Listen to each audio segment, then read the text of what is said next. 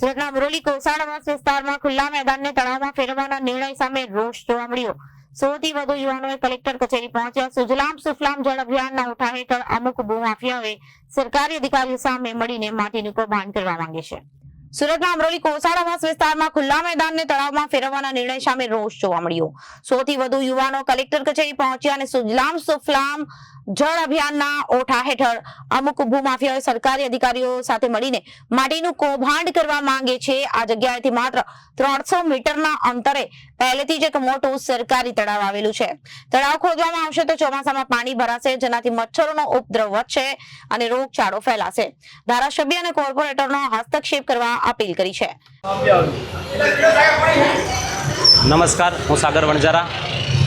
આપણે ward number 1, ward number 2 Amroli, Variyav, Tarwadi, Chhaprabhatha યુવાનો માટે જે સરકારી જગ્યા છે બ્લોક નંબર 796 વાળી, ત્યાં રોજે સવારે 100 થી 200 યુવાનો ત્યાં મેચ રમે છે, સરકારી પરીક્ષાઓની તૈયારી કરે છે અને એ યુવાનો દરરોજ ત્યાં રમે છે, તેમના ભવિષ્ય સાથે ચેડાં થઈ રહી છે। ત્યાં જે સરકારી જગ્યા છે ત્યાં સુજલામ સુફલામ જળ અભિયાન અંતર્ગત અમુક ભૂમાફિયાઓ સરકારી અધિકારીઓ સાથે મળીને આ તળાવ અને ઠરાવ મંજૂર કરાવી દીધું છે અને ત્યાં મશીનરી ઉતારીને એ તળાવ ખોદવાનું કાવતરું કરી રહ્યા છે। આજે અમે સૌ 100 થી 50 યુવાનો ત્યાંના રહીશો અમે ત્યાં આવેદનપત્ર આપવા આવીએ છીએ કલેક્ટરશ્રીને, મામલતદારશ્રીને અને ભૂસ્તર શાસ્ત્રીશ્રીને આવેદનપત્ર આપીએ છીએ કે આ સરકારી જે જગ્યા છે એ ખાલી મેદાન જ રહે, તળાવ ન ખોદાય અને યુવાનોના ભવિષ્યની ચિંતા કરી આ કામગીરીને મંજૂરી ન મળે તેવી અમે આશા રાખીએ છીએ।